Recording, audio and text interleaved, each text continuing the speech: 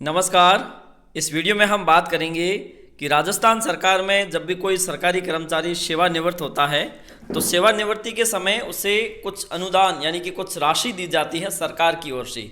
उस राशि में से कुछ राशि संबंधित कार्मिक के द्वारा अपने सेवा काल में कटौती की हुई होती है और कुछ राशि सरकार द्वारा उसे प्रदान की जाती है। जो कटौती की जाती है उस पर ब्याज सहित पैसे दिए जाते हैं और इसके अलावा सेवा उपदान के रूप में भी कुछ राशि सरकार द्वारा उसे दी जाती है।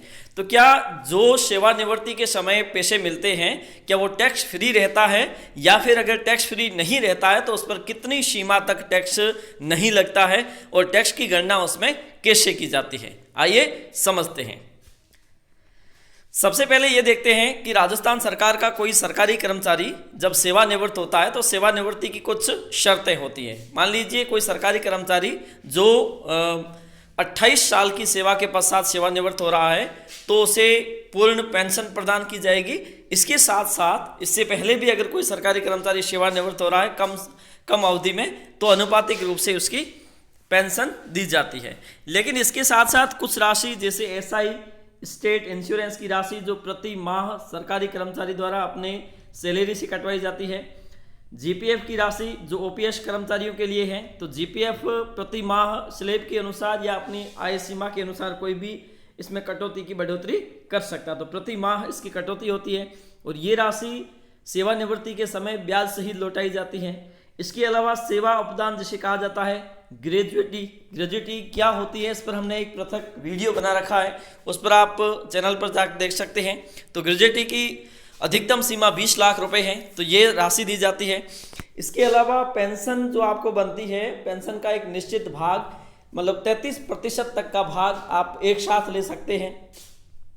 इसके अलावा आपके सेवा काल में पीएल की राशि जो जोड़ी जाती है, यानी कि पीएल आपने कितनी कंज्यूम कर रखी है, यानी कि आपने कितनी इकट्ठी कर रखी है, पीएल आपके कितने खाते में जुड़ी हुई है, तो वो आप देख सकते हैं कि 300 अधिकतम हो सकती है। और ये कुल मिला के ये देखा जाता है कि जब भी कोई सरकारी कर्मचारी राजस्थान में जैसे 25 से 30 साल की सेवा के बाद सेवानिवृत्त होता है तो 50 लाख रुपए से लेकर 1 करोड़ रुपए तक सरकारी कर्मचारी को सेवानिवृत्ति के समय दी जाती है। तो जाहिर सी बात है कि अगर इतनी बड़ी राशि अगर किसी सरकारी कर्मचारी को दी जाती है तो उस पर टैक्स लगना चाहिए। लेकिन आपको बता दें कि ये राशि जो मैंने बताई है, एसआई, जीपीएफ, ग्रेजुएटी, कम्यूटेशन और पीएल, इन पर पृथक रूप से किसी भी प्रकार का कोई टैक्स पे नहीं करना होता है। क्यों नहीं करना होता है? क्योंकि जब आप एसआई की कटौती करवाते हैं या फिर प्रति माह आपके सैलरी से जो पैसे करते हैं वो कहीं ना कहीं आपकी उस सैलरी से संबंध है जिसमें आपने ऑलरेडी टैक्स पे कर रखा है। तो ये तो आपकी 30 साल की सेवा में जोड़ी गई राशि है जो ऑलरेडी जिस राशि पर आप टैक्स पे कर चुके हो। तो ऐसी स्थिति में आपको सेवानिवृत्ति के समय एसआई, जीपीएफ, ग्रेजुएटी, कम्यूटेशन और पीएल, इन पर किसी भी प्रकार का कोई टैक्स पे नहीं करना पड़ता है।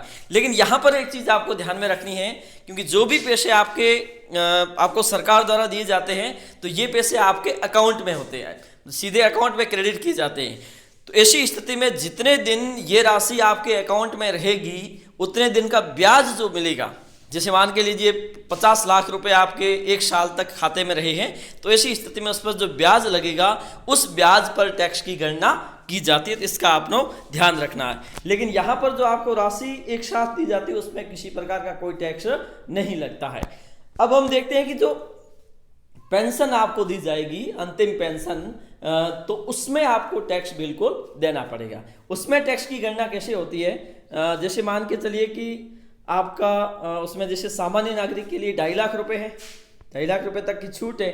लेकिन आप 60 साल की उम्र के बाद में विशेष नागरिक आ जाते हैं, विशेष नागरिक, वरिष्ठ नागरिक आ जाते हैं, तो ऐसी स्थिति में आपको 50,000 रुपए की और छूट देनी, मतलब 3 लाख रुपए तक आप पर कोई टैक्स नहीं लगेगा। इसके अलावा 50,000 रुपए की मानक कटौती की छूट भी ली जा सकती है, स्टैंडर्ड डिडक्शन की छूट ली जा सकती है। इस प्रकार से 3.5 लाख रुपए, 3,50,000 रुपए तक कोई किसी प्रकार का टैक्स नहीं देना होगा। इसके पश्चात अगर आपकी इनकम है तो ऐसी स्थिति में आपको वहां पर 5% का टैक्स देना होता है। इससे भी 5 लाख तक की सीमा है तो वहां पर कोई टैक्स नहीं लगेगा। ये कोई विशेष छूट दिए जाने का प्रावधान किया गया। इस प्रकार से हमने ये देखा कि कोई भी सरकारी कर्मचारी जब सेवानिवृत्त है तो सेवानिवृत्ति के समय जो राशि प्रदान की जाती है उस पर टैक्स नहीं लगता है, बल्कि जो पेंशन वो उठाएगा प्रति माह उस पर टैक्स लिया जाएगा नियमानुसार। आज के लिए इतना ही, धन्यवाद।